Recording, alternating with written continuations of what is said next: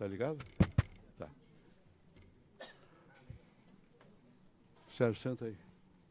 Bom, muito boa tarde a todos. Muito obrigado aí pela presença. Hoje é com enorme satisfação que a Fundação recebe o comandante-geral do Exército, comandante de São Paulo, vários oficiais generais, o general Cardoso, que foi chefe do gabinete militar no meu tempo, pessoa a quem eu devo muito, eu expresso o tempo todo isso nas minhas memórias, e vou dizer que para nós é uma honra poder receber o comandante do Exército essa tarde aqui, para discutir um tema que afeta a todos nós, que é o tema da vigilância das fronteiras e da segurança pública. Eu serei muito breve, mas além de expressar a minha alegria por poder reuni-los todos aqui, dizer que esse tema precisa ser posto na sociedade civil com força. Como a maioria aqui sabe, eu fui senador. E num dado momento, eu tive que refazer o regimento interno do Senado. E tínhamos que definir as comissões que havia no Senado. E lá existe até hoje, suponho, a Comissão de Defesa Nacional e Relações Exteriores. Não havia uma categorização específica sobre o tema. E é óbvio que um país do porte do Brasil, crescendo como está o Brasil, com uma população de 200 milhões de habitantes, num mundo que está sofrendo permanentemente e agora mesmo uma mudança tectônica. Não se sabe muito bem para onde é que vão as alianças dos grandes blocos de poder no mundo. O Brasil tem que se preocupar com a sua segurança, para o seu povo, e com a sua defesa, para a sua presença no concerto internacional das nações.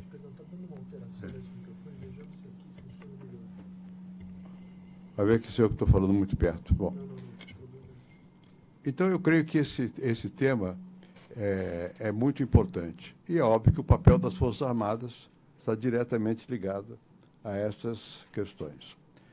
Termino dizendo que essa questão do papel das Forças Armadas quase custou a minha cabeça. Porque há muitos anos eu dei uma entrevista para Miriam Leitão. Ela sabe, eu gosto muito dela. E nessa entrevista eu dizia que era preciso mudar na Constituição o papel das Forças Armadas. E uma vez foi eleito pelo Congresso, presidente da República, o senador Tancredo Neves. E o senador Tancredo Neves apareceu em minha casa, eu era senador também, nós morávamos ao lado. O professor da minha casa disse: o que você fez? Digo, por quê? Porque os militares acham que você é pior que o Brizola. Eu disse: como assim? O que aconteceu? Era por causa do papel das Forças Armadas. Eu não tinha pensado nada malévolo, mas naquela altura dava a impressão, falar de papel das Forças Armadas, na Constituição, mexer, dava a impressão de que ia ser uma coisa perigosa, contrária e tal. E, por coincidência, já na Constituinte, houve uma definição do papel das Forças Armadas, que não foi feita por mim, e que criou uma confusão enorme. E, de fato, coube a mim e ao senador Richa procurarmos o general Leônidas daquela época para conversar com o Richard, tinha certa intimidade com o Leônidas, para ver como é que se resolvia aquilo. Porque realmente o relator da Constituição, de repente, resolveu aceitar um texto que não era o texto que se esperava. E eu creio que nem ele esperava, alguma emenda, alguma coisa assim, e caro custou refazer o texto e a redação. Agora mudaram de novo. E a redação que ficou lá foi feita por mim e pelo Richard, mais por mim, na verdade, que era que as Forças Armadas poderiam ser convocadas por qualquer um dos três poderes. E foi a maneira que nós... porque naquele momento a aflição que havia era de uma intervenção. Pois bem, hoje não há essa aflição. Hoje, quando a gente fala, como está aqui, o papel das Forças Armadas, todo mundo está percebendo que se trata de um papel dentro da Constituição. O general Vilas Boas tem reiterado a importância da Constituição, dentro da Constituição, e tendo em vista o seu propósito, que é o propósito de garantir a defesa nacional, a vigilância das fronteiras e, dentro do limite das constitucional, garantir a segurança nacional. De modo que, realmente, para quem foi considerado um perigo tão grande como eu fui, num certo momento, é um prazer poder recebê-los todos aqui para nós discutirmos aquilo que é realmente central para as Forças Armadas para o Brasil. Muito obrigado pela presença. Eu não sei. Você fala primeiro ou fala primeiro? Então eu vou passar aqui a palavra ao nosso comandante, mas aqui tem um problema. Não tem um. Então eu toco. Nesse aqui? Muito bem. Fala um pouquinho mais longe do. Sim, senhor. Por falar nisso, presidente, incendiaram o prédio do Ministério do Trabalho, da Agricultura, e o presidente Temer está pedindo emprego de tropas do Exército. Né? Esse artigo da Constituição. É isso aí. Poderemos ser empregados, mas sempre, jamais para causar alguma ruptura no processo democrático. Sempre para preservar o processo democrático, garantir o cumprimento da Constituição e para proteger e preservar as instituições a quem cabe, não é, encontrar os caminhos para a gente sair desse imbróglio que nós estamos metidos.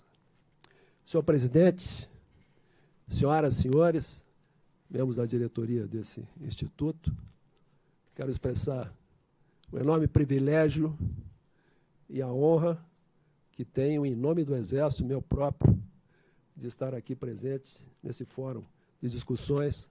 Estou acompanhado pelo general Cardoso, que foi meu instrutor, e pelo general Tomás, que foi meu aluno. Então, a cadeia de responsabilidade está perfeitamente estabelecida aqui, presidente. Ambos trabalharam com o senhor, e o senhor fez excelente escolha, porque são duas referências que têm prestado grande contribuição ao Exército e ao país. Está aqui também o general Campos, comandante militar do Sudeste, que, como ele disse, na última vez que esteve com o senhor, correu um boato que estavam arquitetando um golpe. O senhor está lembrado, né? Muito bem. Hoje tem certeza que não. Não. Desde da queda do Muro de Berlim, com o final da Guerra Fria, se consagrou uma visão sistêmica da defesa, em que ela deixou de ser uma prerrogativa exclusiva dos militares e exige a participação e a responsabilidade da sociedade, todos os seus setores, e a defesa será, a estrutura de defesa no país será tão mais forte quanto mais robusta for a participação da área econômica, das empresas, da área de pesquisa científico-tecnológica, da área social, a área acadêmica, por exemplo. E, por outro lado, as Forças Armadas passaram a ter um papel que vai muito além o papel de fazer face ao inimigo. As Forças Armadas hoje, além desse papel tradicional, elas têm que estar em condições de atender às demandas da sociedade. Daí a importância dessa discussão neste fórum. Nos sentimos extremamente prestigiados e felizes em podermos compartilhar e submeter aos senhores as nossas visões e as nossas concepções. Eu queria iniciar com um passeio pelo artigo 142, que o senhor fez referência agora, presidente. Por favor, quem está passando? Sou eu mesmo? Muito bem. Está aqui, está comigo aqui, presidente. Então, no artigo 142, nós temos que as Forças Armadas, constituídas pela Marinha, Exército e Aeronáutica, estão aí na ordem de precedência, decorrente da sequência de criação, são instituições nacionais permanentes e regulares. Aqui merece uma pequena interpretação. Os agrupamentos humanos primitivos tinham já um segmento que era decorrente do instinto de segurança coletiva. À medida que esse grupamento humano fosse incorporando novos elementos culturais, fosse se tornando mais complexo, e a partir da identificação com o território ia criando o sentido de nação, ali já estava o embrião da futura Força Armada, que se consagrava a partir da criação do Estado e da independência. Vejam, então, que nação e Força Armada são indissolúveis, indissociáveis. Por isso, são instituições nacionais permanentes e regulares. E se percebe também, interessante, que nos países latino-americanos, quase todos têm como o pai da pátria um general. Aí estão os Bolívares, os San Martín, os Bernardo O'Higgins Enfim, por essa razão. Nós temos uma história muito peculiar e nem mesmo temos um pai da pátria. Não é? Bom, seguindo aqui. Organizadas com base na hierarquia e na disciplina. Esse instituto da hierarquia e da disciplina é fundamental para qualquer instituição armada, por duas razões. A primeira, porque é assim, é com isso que se obtém a coesão da instituição armada, e a história mostra que sempre que uma instituição armada sofreu fissuras verticais ou horizontais e perdeu esta coesão, isso trouxe desgraça para ela própria e para a sociedade a qual ela serve. E a segunda razão é porque a hierarquia e a disciplina são as ferramentas de contenção da violência. As instituições armadas, elas são criadas para a administração da violência. E a violência é como um fluido, que você derrama do seu vaso, ele se expande. E o instrumento de contenção está aqui na hierarquia e na disciplina.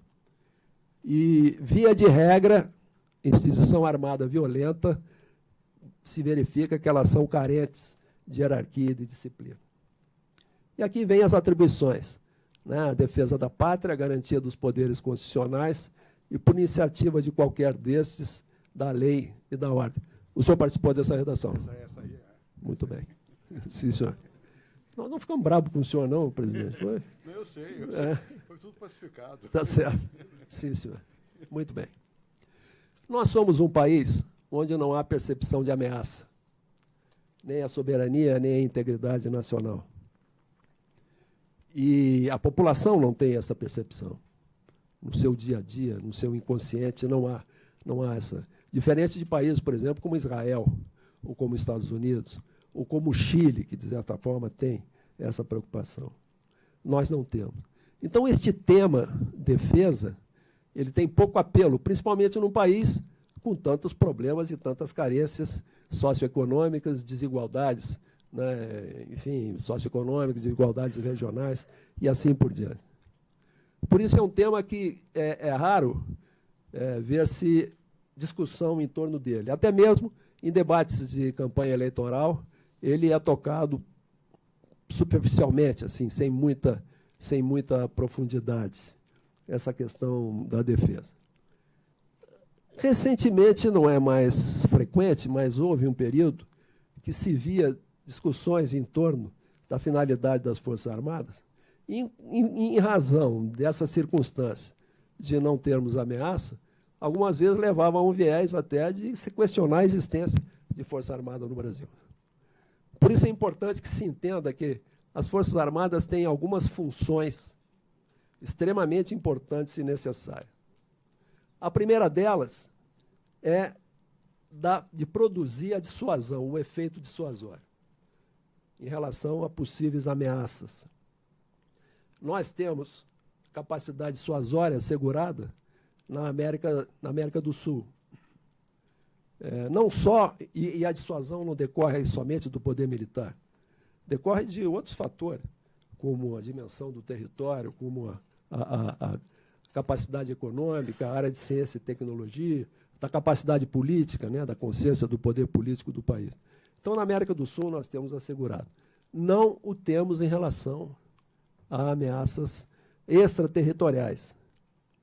Então, temos algumas carências. Se uma potência estrangeira resolve, por exemplo, instalar uma base na Venezuela ou na Colômbia, o Brasil, naturalmente, vai se posicionar contra, mas sem termos essa capacidade de pressão em função do seu poder militar. Temos um exemplo recente, cotidiano, né, contemporâneo, de consequências de perda de capacidade de dissuasão, que é a liberdade de ação que o Putin e a Rússia encontraram para realizar aquela intervenção na Crimeia, né? Na Ucrânia. Por quê? A OTAN passou a adotar uma conformação leve, de rápida projeção, para intervenção em áreas conflituosas. E não tiveram, então, essa capacidade de dissuasão perante a Rússia. E dissuasão não é algo que se improvise. A dissuasão é o seguro que o país paga para garantir a sua segurança E a função primordial da Força Armada é evitar a guerra mais do que fazer a guerra. Então, essa é a primeira função que eu queria abordar. A segunda função sou eu mesmo. A segunda função decorre daquele aspecto do caráter indissociável de nação e Força Armada. E num país irregular, desigual, como o Brasil, as Forças Armadas elas cumprem um papel muito importante porque elas expressam a essência da nacionalidade. E é interessante que nós recebemos muitos apelos para que haja uma intervenção militar. Eu interpreto isso, mais na verdade, como as pessoas identificando nas Forças Armadas valores que se estão estiolando na sociedade. Então, essa é a segunda função importante que as Forças Armadas têm, principalmente o Exército. A terceira função diz respeito à indução que toda a estrutura da defesa, o estamento de defesa, produz no desenvolvimento do país. Não só na área econômica, na área científica e tecnológica, na área social e assim por diante. A França, por exemplo, estima-se que a defesa contribua com 17% da economia do país. Nos Estados Unidos é muito mais. Enfim, então há que se entender que é um fator importante, um vetor importante de produção, desenvolvimento para a nação e para o país. E, por fim, num país desigual, como disse, como o Brasil, com tantos problemas, as Forças Armadas, como eu já me referi, elas devem estar em condições de atender quaisquer necessidades da população. Essa é a razão, em decorrência, inclusive, do artigo 142, fala garantia da lei e da ordem, enfim, e leis complementares posteriores, regulamentaram a participação das Forças Armadas no que nós convencionamos chamar de atividades subsidiárias, missões subsidiárias. Essa é a razão pela qual estamos, nesse momento, na fronteira, delimitando o espaço da soberania brasileira. Estamos, há 14 anos, distribuindo água a 4 milhões de pessoas no sertão nordestino. Estamos permanentemente contribuindo com a segurança pública.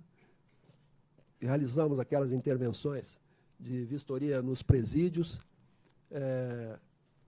Atendemos às necessidades de defesa civil, enfim.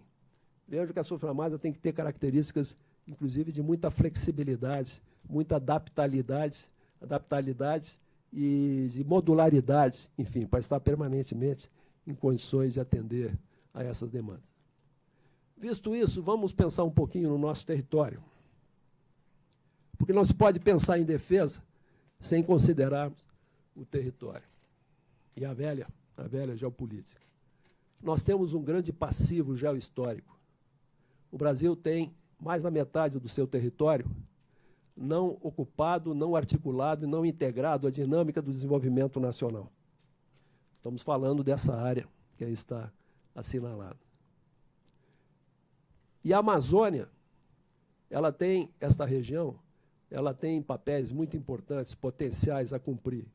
O primeiro decorre do seu potencial econômico.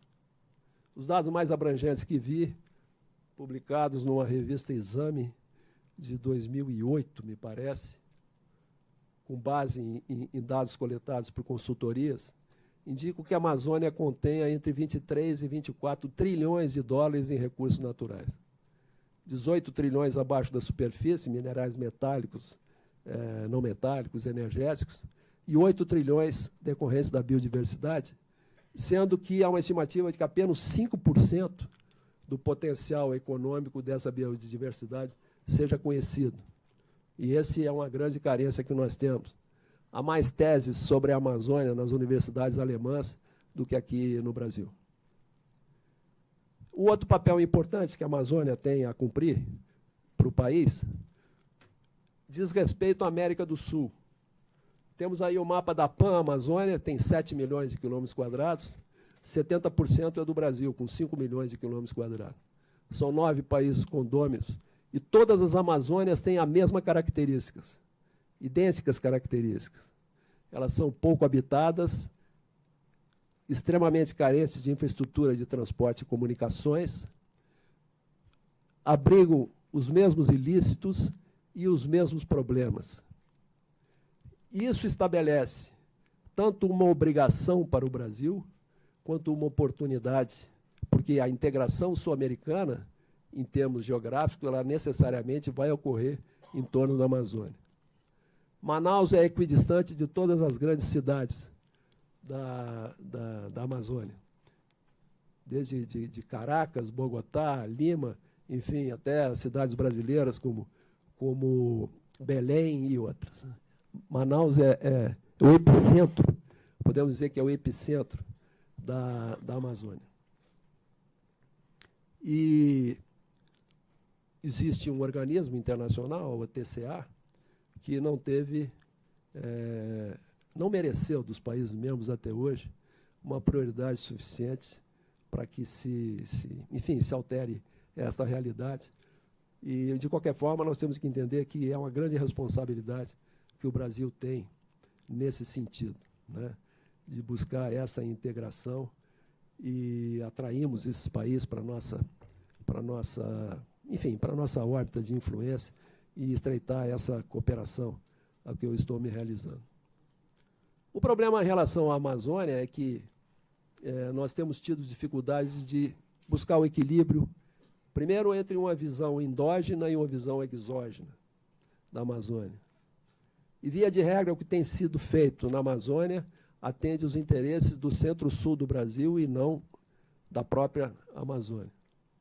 Eu me lembro que uma vez visitando, há uns 5 anos atrás, o ex-senador Jabas Passarinho, lá em Brasília, ele contou que, quando era governador do Pará, o embaixador da França havia percorrido a Amazônia e, passando por Belém, foi visitá-lo e disse a ele: eu me dei conta que os países europeus têm colônias extraterritoriais.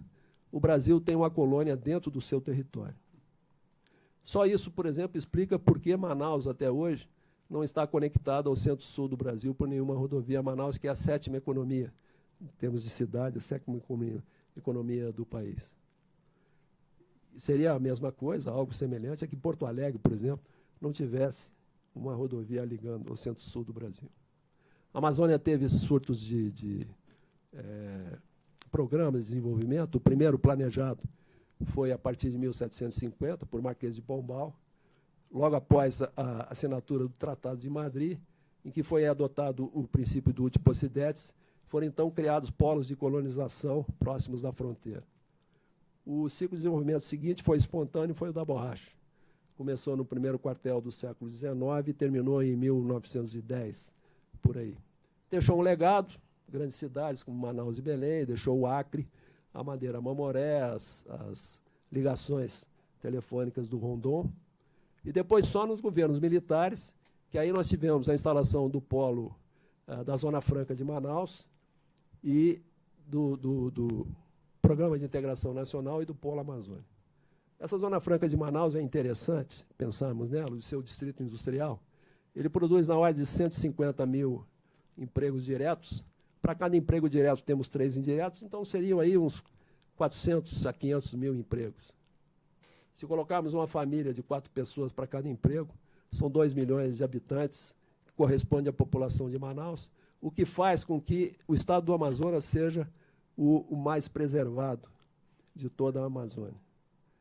O que mostra a minha tese de que só desenvolvimento intensivo vai preservar o meio ambiente, enquanto não se oferecer alternativas para a população, ela vai continuar vivendo extensivamente da exploração da natureza.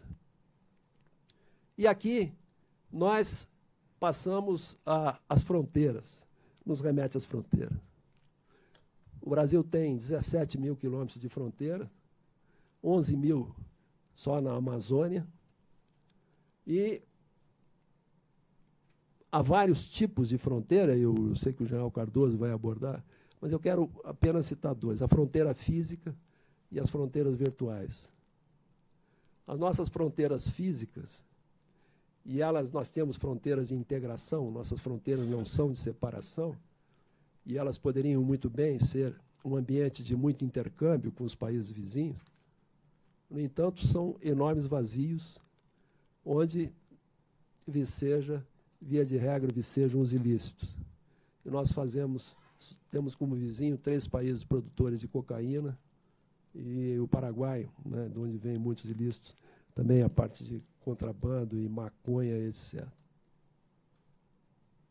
Hoje, na minha opinião, aqui está uma ameaça à soberania nacional decorrente do narcotráfico.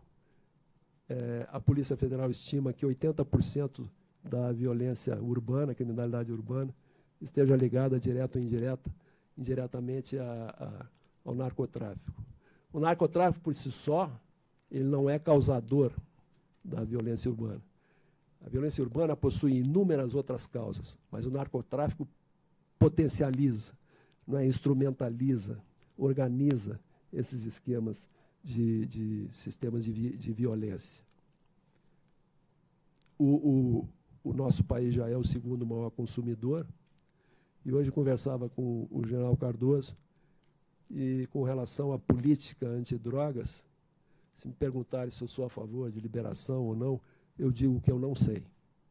As certezas que eu tenho é que o que está sendo feito absolutamente inadequado, e as abordagens têm sido muito simplistas. Essa é uma questão muito profunda, exige uma abordagem multidisciplinar, e eu receio que nós estejamos caminhando numa direção de uma Colômbia no tempo dos cartéis, ou de um México, problema, tragédia que o México tem vivido atualmente. E outra fronteira que eu quero me referir é a fronteira virtual. Fronteira virtual a partir da qual nós permitimos que incidisse sobre nós vetores, correntes de pensamento, interesses vindo de outros centros políticos que acabaram criando um déficit de soberania. E hoje o Brasil não tem mais liberdade de ação para a exploração dos seus recursos naturais. Estou me referindo àqueles 23 trilhões de dólares. Esse mapa nos mostra a incidência das terras indígenas e das unidades de conservação. Terras indígenas em verde e unidades de conservação em marrom. E vejam os senhores que há uma enorme coincidência com os chamados crátons, os escudos cristalinos, onde há a incidência de minerais. Sendo que na região ali do Acre e junto ao rio Javari, ali é uma bacia sedimentar com grande ocorrência de petróleo, e temos ali também instaladas muitas terras indígenas. Isso pode ter um pouco de teoria da conspiração, mas o que se vê na Amazônia hoje, na prática do dia a dia, são enormes embaraços para que o Brasil, por exemplo, cuja a economia tem como esteio o agronegócio, e o Brasil seja extremamente dependente de importação de fosfato, não tenha liberdade de ação para explorar minas de fosfato que nós temos no nosso território. Então está aqui uma outra fronteira, a fronteira virtual, e eu considero também essa uma outra ameaça à nossa soberania. Então eu encerro com esses conceitos das duas fronteiras, a fronteira física e a fronteira virtual, que nós precisamos, a partir de um sentido de projeto para o nosso país.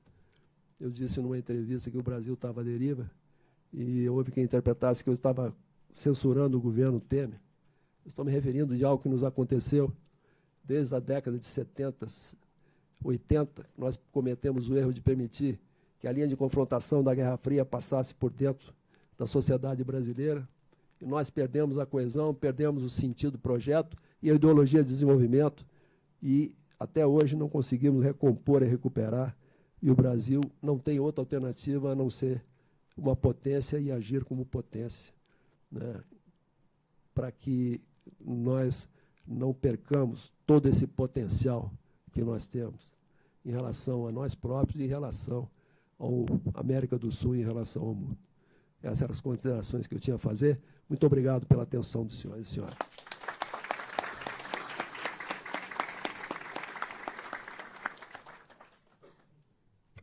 Muito obrigado, general. Eu vou passar a palavra ao general Cardoso. Por favor. O microfone é esse, é o mesmo. Obrigado, presidente. As pessoas que privam com o presidente da República, Fernando Henrique Cardoso, e aqui não vou colocar o eixo, sabem e podem imaginar da emoção que tem um ex-auxiliar do presidente durante 8 anos seguidos de despachos diários, 8 anos de muita aprendizagem da minha parte, muita aprendizagem, a emoção que eu tenho de estar aqui ao lado do presidente. E, como falou o general Vilas Boas, estar aqui ombreando também com um ex-cadete de quem eu tive muita honra de ser comandante na Academia Militar e também com quem eu vivo aprendendo. Aprende-se muito na vida, muito. Das aprendizagens, alguma delas eu vou colocar hoje aqui, que tive naquela ocasião, naqueles 8 anos, talvez a principal em termos profissionais e como cidadão tenha sido a da perfeita definição que via acontecer diariamente na presidência da República entre as atividades de Estado e as atividades de governo. O presidente Fernando Henrique, e não estou fugindo do tema, estamos exatamente nesse tema, o presidente Fernando Henrique foi aos poucos, sem me dizer e sem eu perceber, só fui perceber mais adiante, criando dentro da casa do governo brasileiro, Palácio do Planalto, um polo de Estado. E a sua casa militar, da presidência da República, acabou se transformando nesse polo de Estado, ali na casa do governo. Nem sei se o presidente queria fazer isso, ou se foi fazendo aos poucos e confirmando o que o senhor tinha dito quando me deu a honra de ter sido convidado pelo senhor para ser o chefe da Casa Militar. Eu não ponderei, mas eu sugeri que usasse melhor o seu pessoal, que ia designado para a Casa Militar, que era um pessoal muito capacitado, à exceção do chefe que ia assumir. E o presidente, muito à maneira própria, disse, não, está bem, vou observar. Só burro não muda de opinião.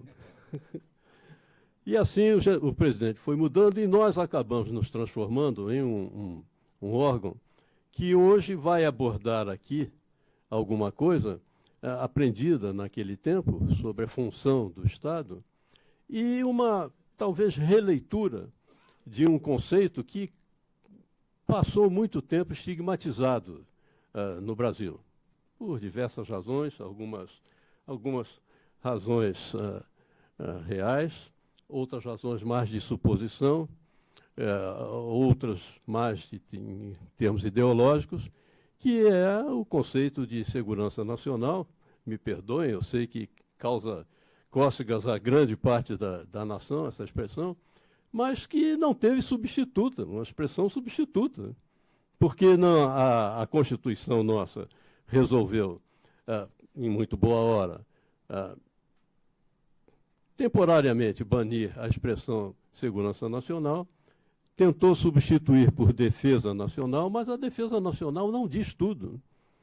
E quando se fala em fronteira, como vamos falar, em segurança de fronteiras, nós temos que ter uma abordagem muito mais ampla do que simplesmente a atuação militar, que é definida, por exemplo, na vigilância da fronteira e agudamente com ações militares e preocupações militares. Mas não é isso só. A fronteira não nos causa só esse tipo de preocupação. A fronteira, que nós sabemos é uma linha, mas ela tem, atrás dessa linha, 150 quilômetros, uma faixa de 150 quilômetros de largura, que nos dá ali, se nós formos ver a área da faixa de fronteira comparada com a superfície brasileira, 28% da superfície brasileira, a nossa faixa de fronteira, com uma população que o comandante do Exército apontou de 10 milhões. E se nós formos verificar esses 10 milhões naquela área de 28% dos nossos 8 milhões e 500 mil quilômetros quadrados, verificaremos que nós temos em toda a faixa de fronteira uma proporção de 4 habitantes por quilômetro quadrado, em média. Em média.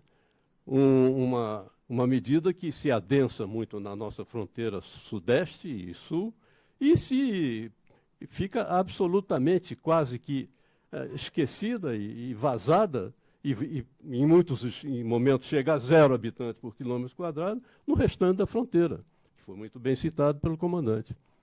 Isso nos dá, praticamente, 3 fronteiras no Brasil.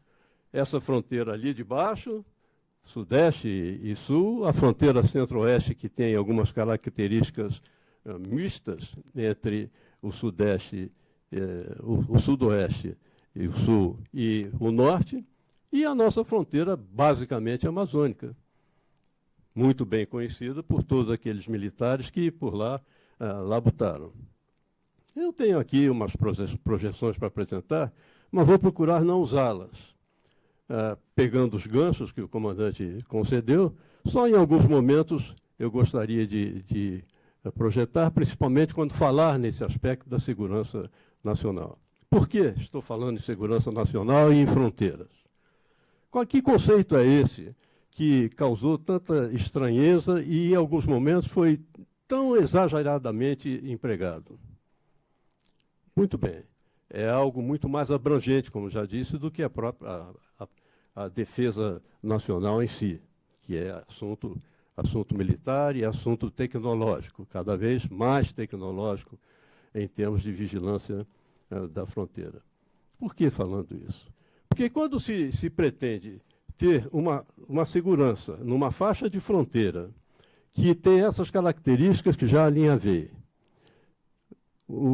características que colocam ali na linha de fronteira, em diversos setores, uma permeabilidade absoluta e uma impossibilidade de real vigilância, a não ser com meios de tecnologia mais avançada, que cada vez ficam mais longe das nossas cogitações, dadas as restrições orçamentárias.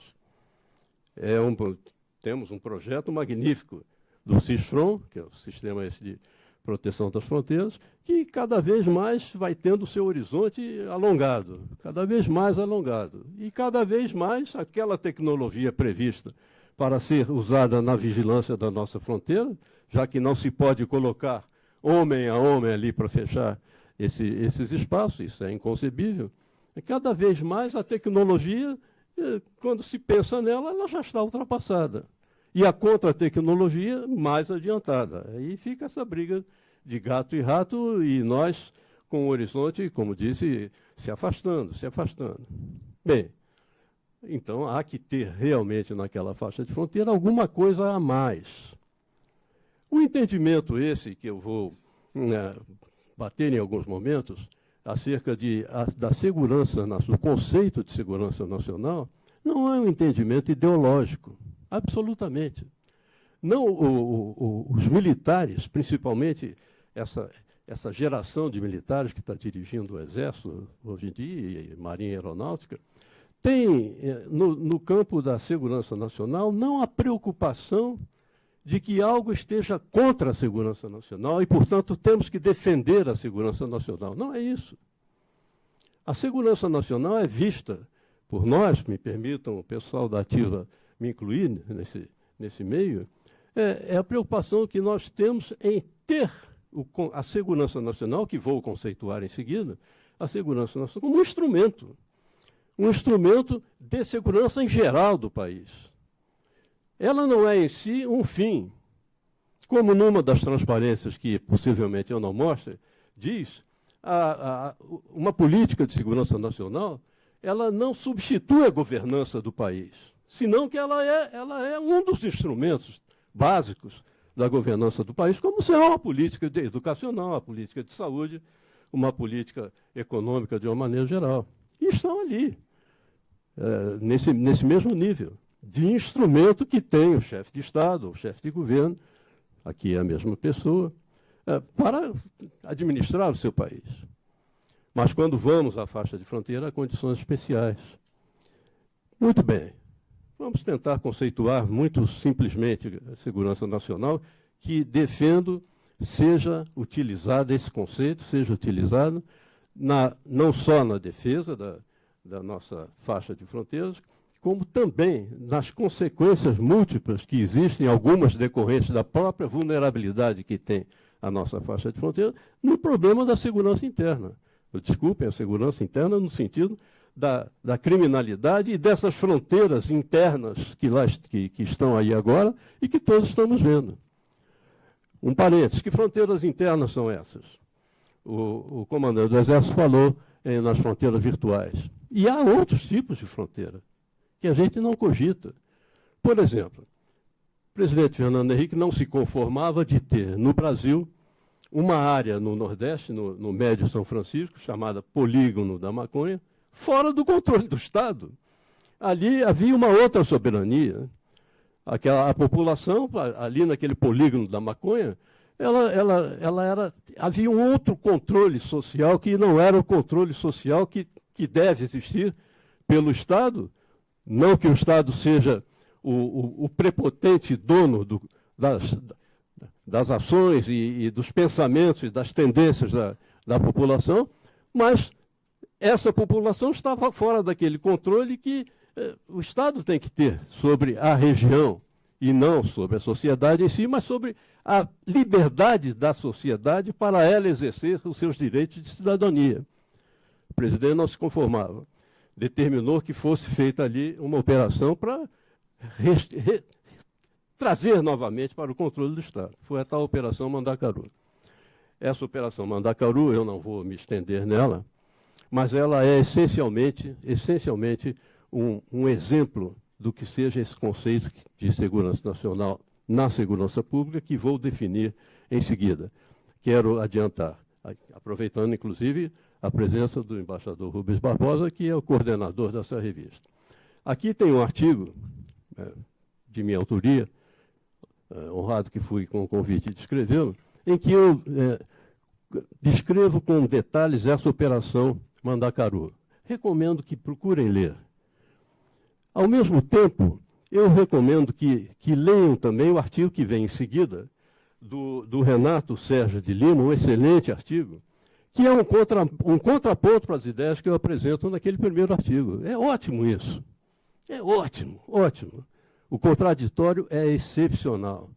Não há nada melhor na vida para se discernir bem as coisas, para se formar opinião, do que o contraditório.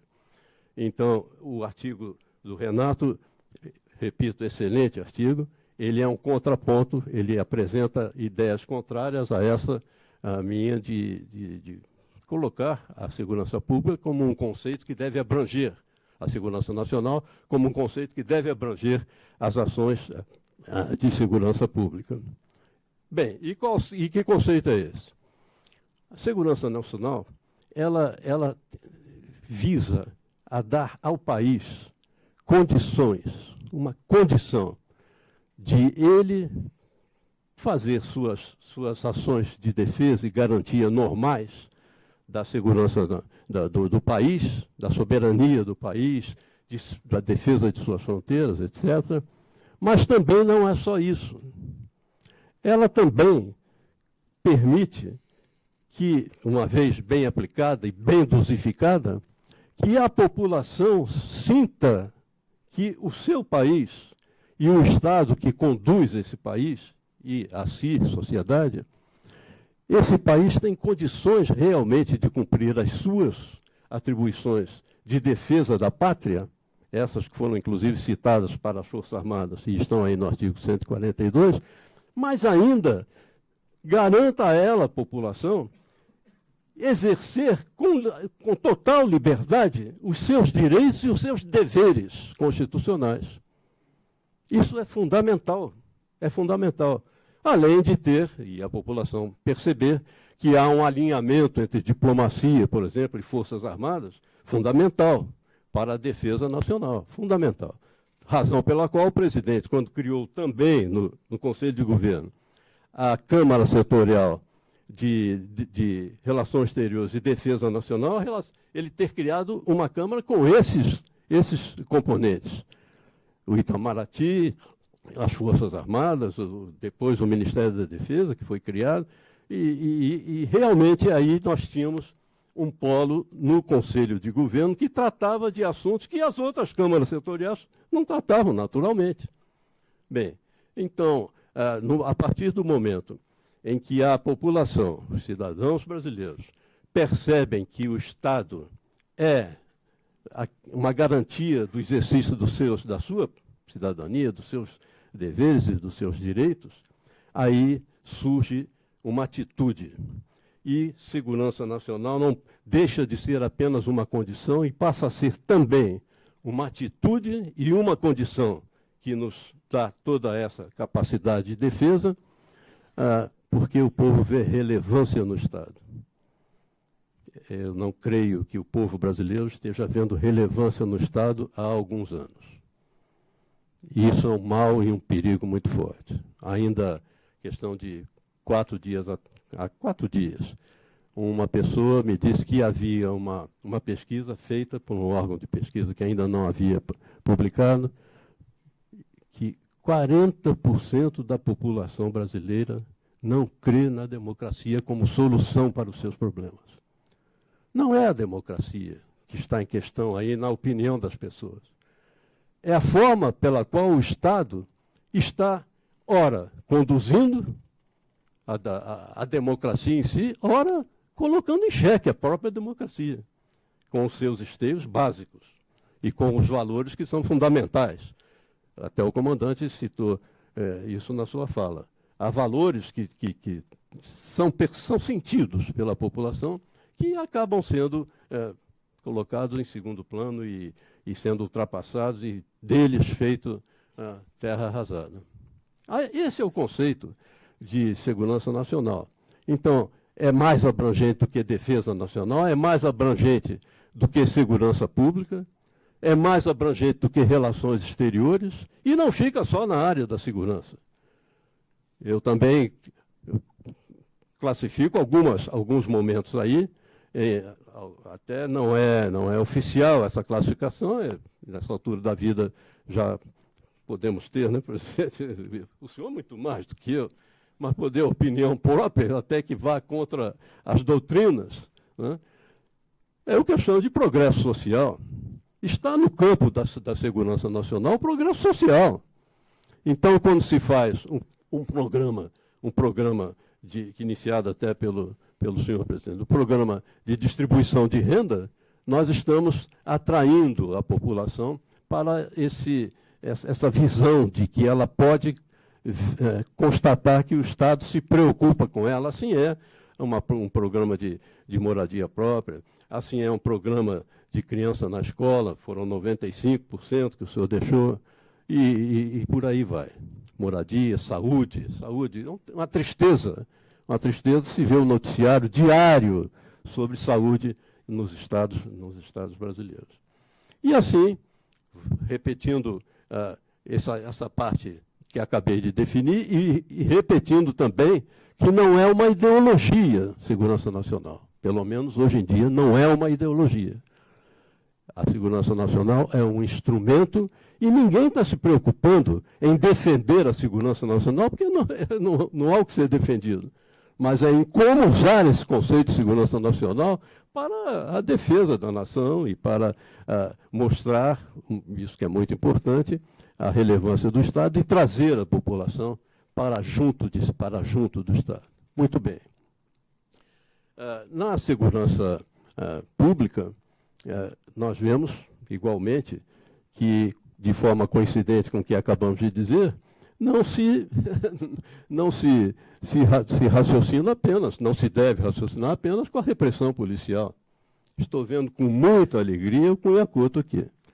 Cunha Couto, que servia lá no nosso GSI, presidente, o senhor lembra dele. Cunha Couto é o idealizador do nosso PIAPES. PIAPES foi um programa que o presidente determinou que fosse feito de integração e acompanhamento de políticas sociais, visando a enfrentar os indutores de violência. Ora, isso aí é prevenção pura, prevenção primária pura. Prevenção primária pura. Prevenção primária que, inclusive, era prevista no campo de prevenção do uso de drogas. Tudo vai se misturando, tudo vai se concatenando. Quando nos foi determinado criar a Secretaria Nacional Antidrogas, o mote da secretaria, forte, era o mote da prevenção do uso de drogas. E em 98 foi feito o lançamento, o senhor deve lembrar, com até uma certa pompa, que não era a característica geral que nós tínhamos ali, mas foi muita gente ao lançamento da Secretaria Nacional Antidrogas, em 98. E, em seguida, alguns jornalistas me entrevistaram e perguntaram: general, o senhor, então, é contra a descriminalização das drogas? O senhor é a favor de manter as drogas criminalizadas? Eu falei, não. E causou uma certa surpresa. Não, eu sou a favor. Sou a favor de descriminalizar as drogas. Ante a surpresa, disse, mas há uma ressalva. Há uma ressalva. A ressalva é a educação. Então, se vocês querem me pedir um prazo, eu lhes dou uma geração. Uma geração. Em termos de educação, a unidade de tempo é geração. Quem raciocinar fora disso não está bem. Não está batendo bem da cachola. Ou está sendo irresponsável. E começou-se a fazer um trabalho de prevenção para futuros governos, uma geração de 20 a 25 anos, para futuros governos, em algum momento, concluir. Havia uma métrica boa que estava sendo empregada e estava dando certo. Concluir, não. A juventude já tem condições de discernir sobre o malefício físico, orgânico e social da dependência de drogas. Libere-se, já que há essa capacidade da juventude. E aí, quem quiser, que use. Mas o problema é dele. De lá para cá, o que foi acrescido de argumento a favor dessa ideia? Sei que é um tema polêmico, e faço questão de apresentá-lo, porque precisa ser discutido. Tudo que é polêmico tem que ser discutido. Como estou propondo que se discuta e que se leia o artigo, inclusive, contrário às minhas ideias, sobre a segurança nacional na segurança pública. Qual foi o novo argumento? É isso que está aí. Há um dado impressionante. Em volta ali de 80% do problema de criminalidade tem alguma coisa a ver, não com o uso de drogas, mas com o fato de ser ilegal a venda da droga. Assim era, vocês, os mais antigos, desculpem vocês, mas as senhoras e os senhores, os mais antigos aqui, dos quais eu me orgulho de fazer parte, presidente não, o presidente ainda está na juventude eterna dele.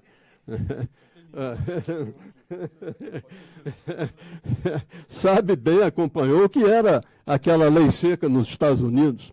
E como o crime campeou, porque era ilegal a venda do álcool. E como o crime campeia no Brasil, porque é ilegal a venda da droga. Infelizmente, vamos ter que aguentar aí mais uma geração, porque depois da passagem de governo acabou a ideia de educar para discernir, ter capacidade de discernimento quanto ao uso ou não das drogas. Então, de lá para cá, tanto tempo passou, tanto tempo se perdeu.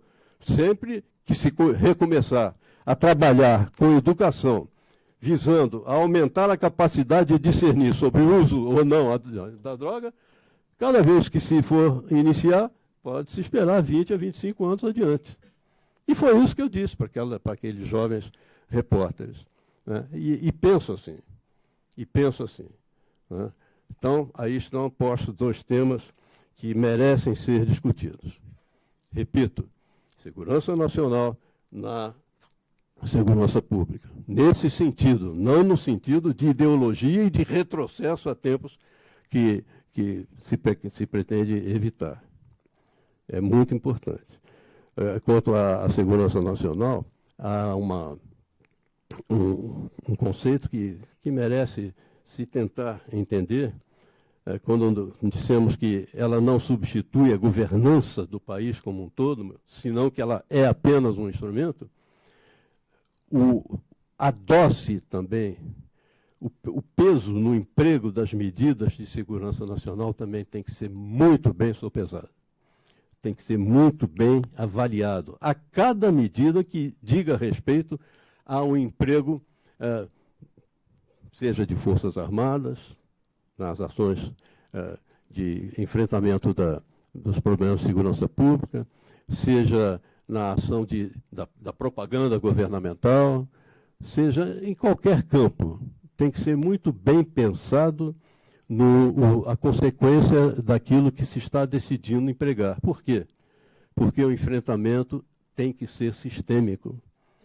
E quem trabalha com sistema tem que estar sempre alerta porque qualquer medida tomada em um dos setores do sistema certamente tem influência no outro sistema, muitas vezes imprevistas. E, em grande parte das vezes, negativas, porque não se avaliou bem a consequência que ia haver. Assim é esse uso da segurança nacional, do conceito de segurança nacional, em diversos campos, inclusive o campo da segurança pública. Muito bem. Ora, temos que, então, pensar em fazer, como é que vamos gerir essa faixa de fronteira. Como vai ser gerida essa faixa? Claro que tem que ser gerida com uma parcela do poder nacional. Claro. Né? Poder nacional. Vem mais um milico falar agora, já falou em segurança nacional, vai falar agora em poder nacional, coisa de ESG. Mas não precisa saber do conceito da ESG, não precisa saber para perceber que o poder nacional, como um todo, é que permite a um determinado país ele próprio dizer: eu sou soberano, ou sou meio soberano, ou a minha soberania está relativizada, ou vou permitir que ela fique relativizada até determinado ponto, como copiando Montesquieu, copiando uma epígrafe que o próprio presidente usou em algum de seus artigos, que eu uso muito também. Montesquieu naquela. A relação entre as nações diz que é aquilo, que em tempo de paz elas se devem fazer o maior bem possível. E em tempo de guerra, o menor bem possível. Ética pura, não é? Mas aí vem o pragmatismo. Desde que seus genuínos interesses não sejam prejudicados. E na faixa de fronteira isso vale muito. Vale demais. E em termos de poder nacional, tem-se que levar em consideração, como o comandante levou em consideração, a avaliação do poder relativo nacional. Porque poder não é um conceito absoluto. O poder vale pelo que ele vale diante de outros poderes. Então, o poder nacional tem que ser... Poder nacional para quê? Para desenvolver, para construir uma ferrovia, um porto, para garantir a soberania, está bem. Em relação a quem? Parece que, em termos de América do Sul, estamos bem, a não ser em termos de força aérea relativamente à Venezuela. No resto, estamos bem. Já é um problema, esse problema de força aérea. Né? O Sukhoi, eu sei lá o que é da vida, que tem nesse país. Claro que não é um país inimigo, claro que não é, mas é um país com um poder aéreo instrumentalizado por meio de aviões que foram idealizados para cobrir o espaço aéreo da Rússia, 2 vezes maior do que o nosso espaço aéreo. A Rússia tem 17 milhões de quilômetros quadrados, nós temos 8,5. Né? E a Venezuela tem uma coisinha muito menor. Né? Para que esses aviões assim? Aumentou muito o poder militar desse país, que é um país amigo. Né? É um país, sempre será.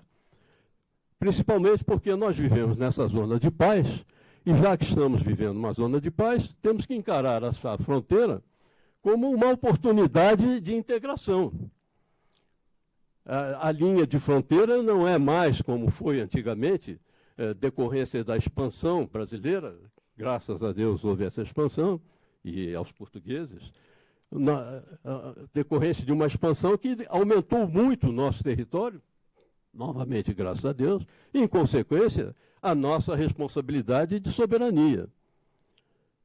Então, já que é essa a situação da zona em que vivemos, na América do Sul, uma zona de paz, que a nossa fronteira e a nossa faixa de fronteira seja uma área avançada da integração regional, uma área física avançada da integração regional.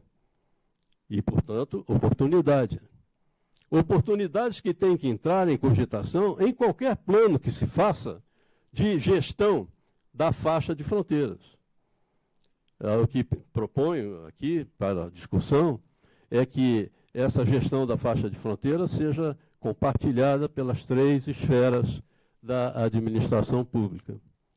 Mas não só por essas esferas, municípios, estados e governo federal. Estados são 11.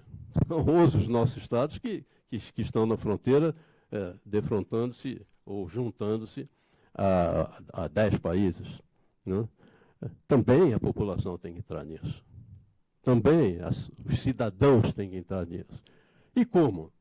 Ora, é uma faixa de fronteira muito diversificada, como já comentamos, com enormes vazios, inclusive de municípios.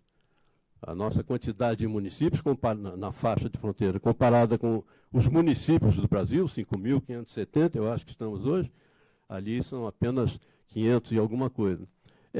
Verifica-se logo que há municípios com áreas extensíssimas, áreas que talvez sejam iguais a Sergipe ou coisa parecida.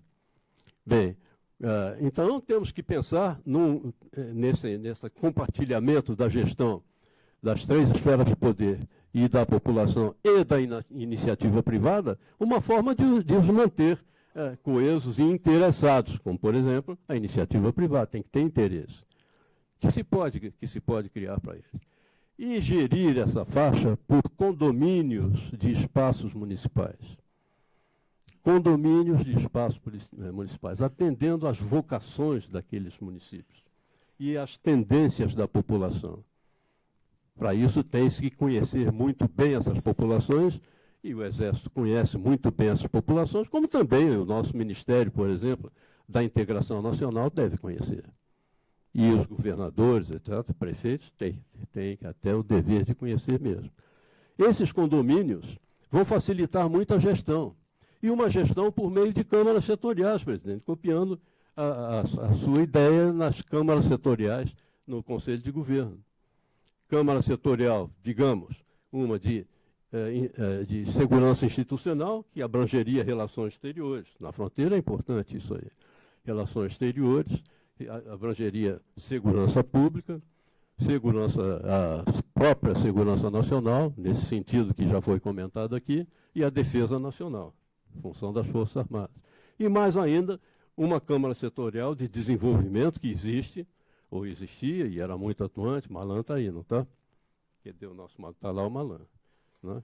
E funcionava muito bem. Não é por você estar presente, não, Malan. Eu ia já falar isso mais adiante. Né? Que funcionava muito bem, mas também tem que funcionar com viés de segurança nacional. E não com a ideologia de segurança nacional, que hoje em dia e sempre deveria ser impensável ser uma ideologia. Repito, é instrumento de governança. Né? E assim teríamos essa segunda Câmara Setorial que ia pensar na logística toda para essas áreas, estradas e muitas vezes, essa estrada não é econômica, não merece ser asfaltada, mas há outros fatores. Há outros fatores. E a população que ali vive, que é uma população especialíssima, a população da fronteira e da faixa de fronteira, e suas necessidades. E o que nós vemos aí, de vez em quando, nas matérias da televisão, dos caminhões atolando nessas rodovias, de terra e parece que nunca mais vai se pensar em asfaltar, porque ela não, economicamente não é viável asfaltar. Não, há outros fatores intangíveis que têm que ser levados em consideração.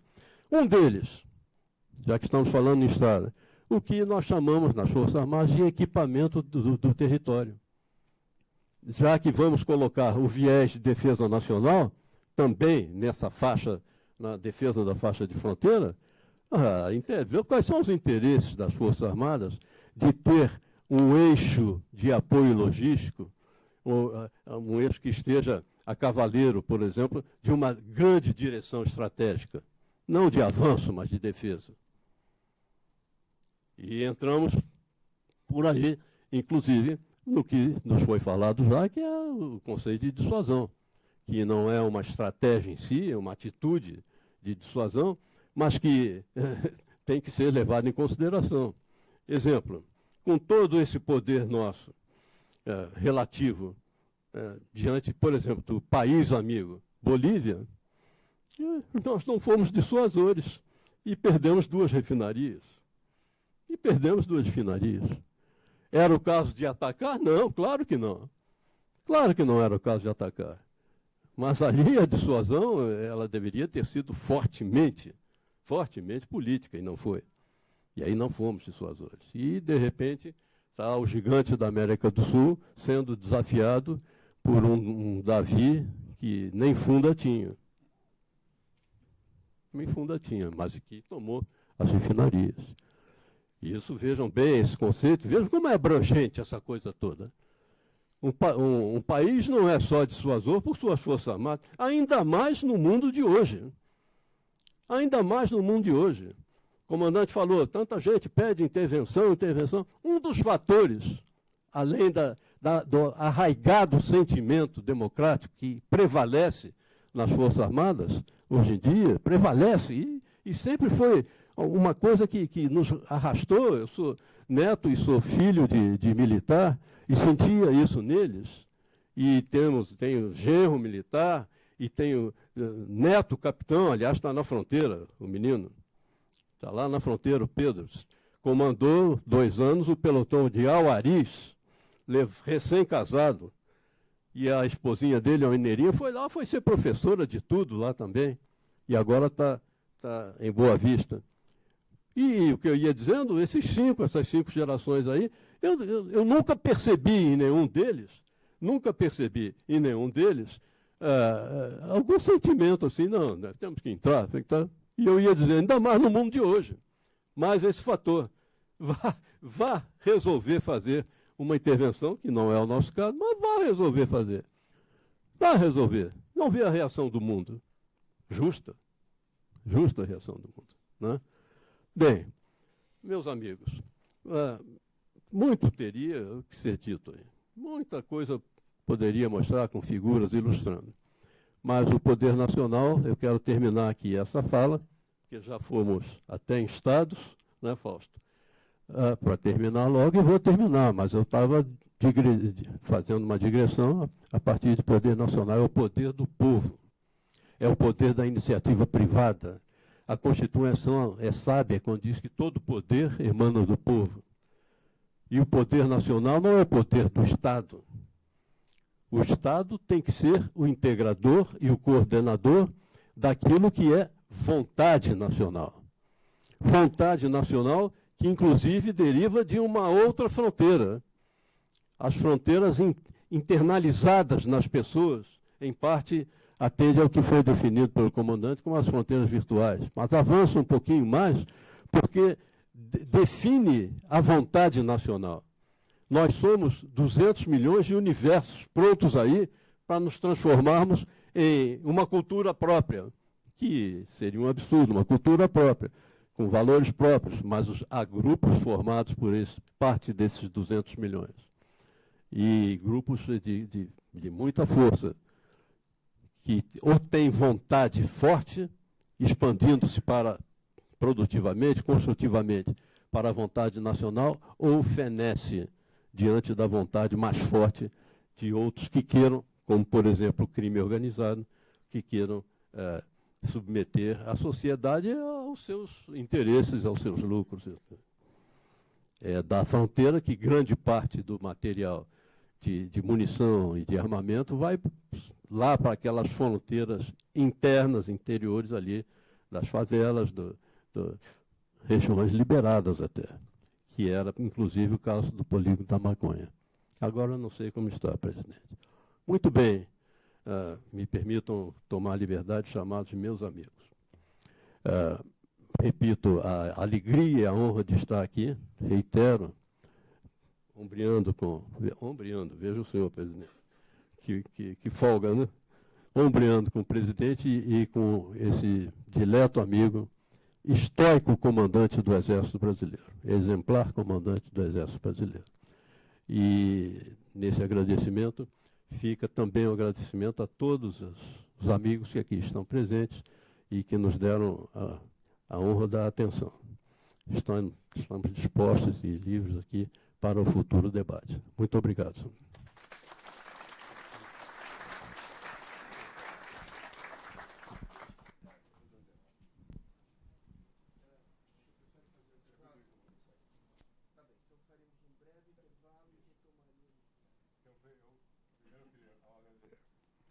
Eu nunca sei funcionar. Vamos dar o seu. O que é melhor? Esse aqui está pior.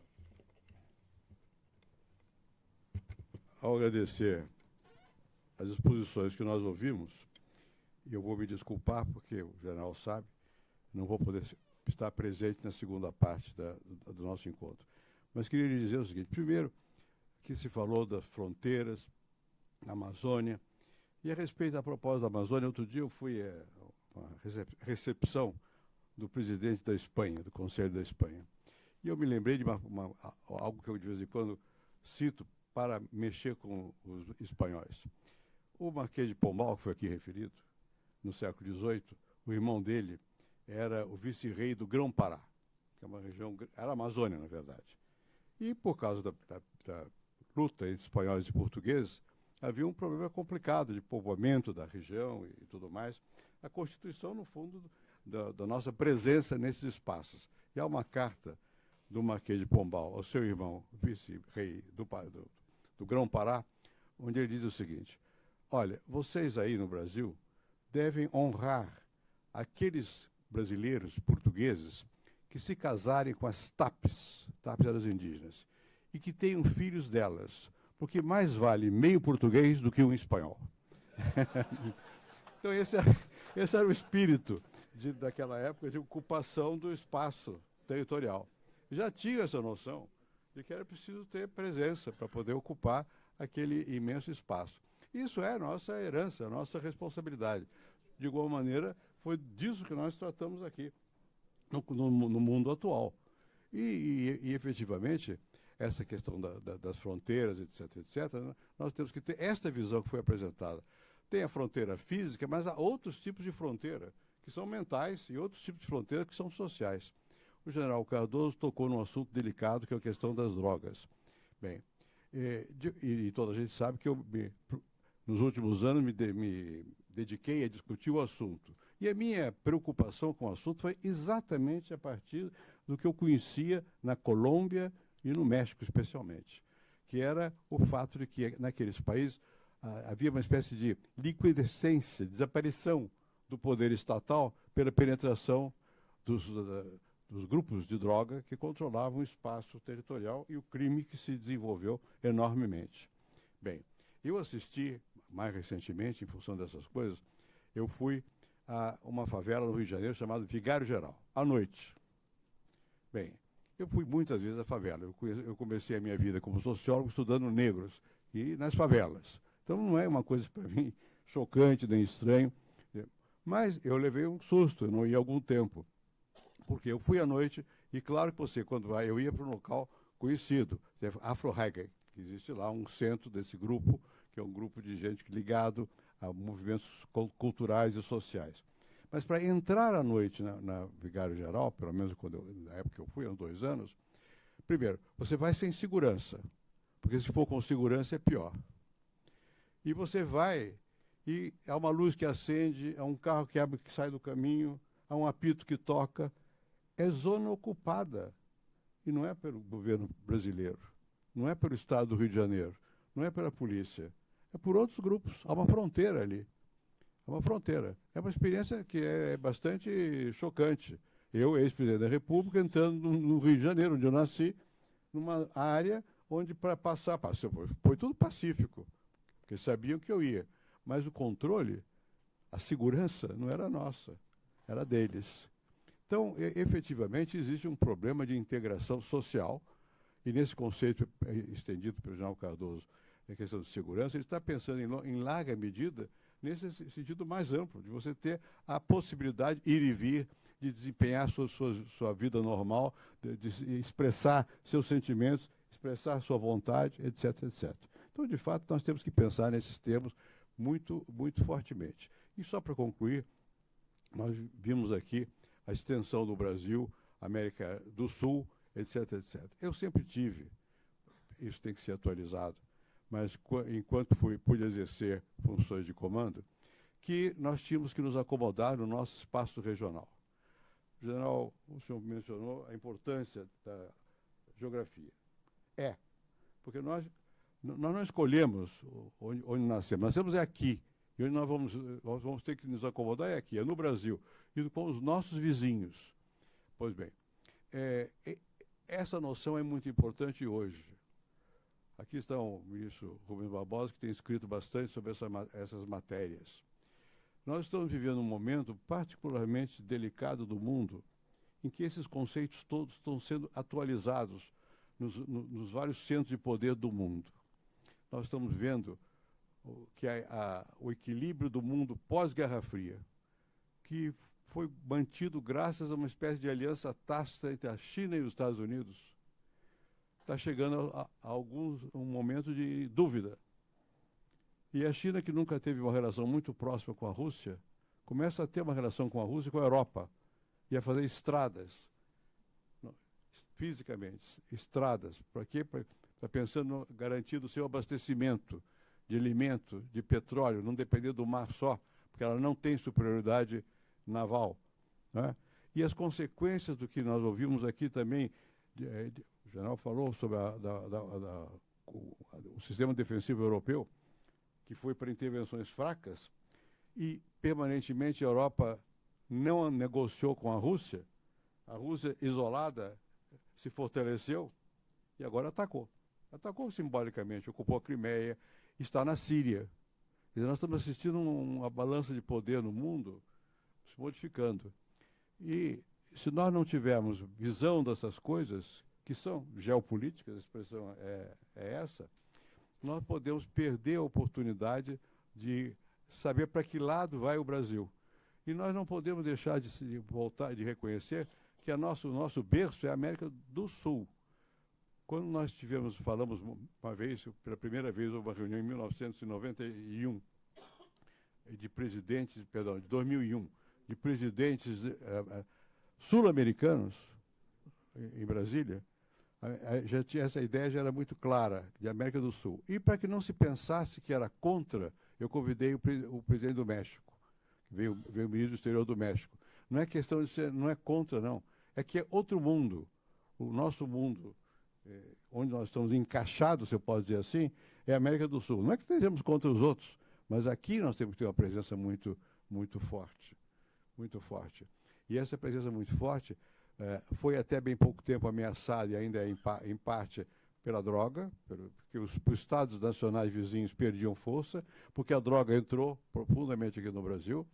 E não vou falar mais, senão eu tenho o mau hábito de falar demais, mas aqui foi dito pelo general Cardoso, a posição a respeito da droga é o seguinte: a droga no Brasil é livre, na mão do contrabandista, do tráfico.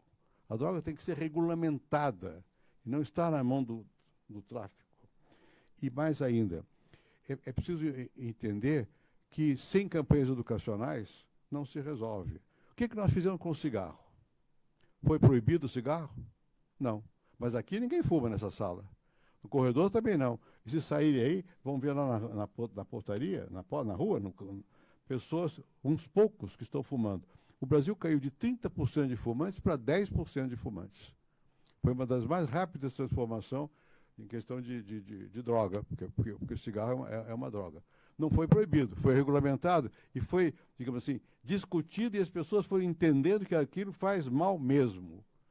Então, isso que faz, digamos assim, é uma atitude, para usar a sua expressão, não é uma proibição. A mesma coisa é a questão de segurança. Para você garantir a segurança, não é só proibir, é fazer com que as pessoas, dentro delas, entendam que é necessário ter um sistema que lhes permita liberdade e que esse sistema impõe que exista alguma força capaz de, em certos momentos, e quando for da conveniência da coletividade, estar presente para a defesa do quê? Do interesse nacional, que não pode ser outra coisa senão o interesse das pessoas. Foi isso que o general Cardoso disse. De modo que eu fiquei muito feliz de ouvi-los e agradecer. Vai continuar. Nós vamos suspender por um breve intervalo para tomar um café. E eu, infelizmente, não posso ficar. Você sempre rompeu. Vossa Excelência está presente, porque era muito importante que houvesse também um endosso de Vossa Excelência, de que tudo que se ouviu aqui, e que foi tremendamente enriquecedor da cultura de cada um, das abordagens profissionais que foram dadas de forma clara, supôs também, nessa hora difícil que o Brasil está passando, para que daqui se irradiasse para todo o Brasil a reafirmação de todos com o primado da Constituição Federal. Certamente, isso é fundamental. Não há atalhos à Constituição, disse o general Vilas Boas. Eu concordo. Muito obrigado e vamos tomar nosso café.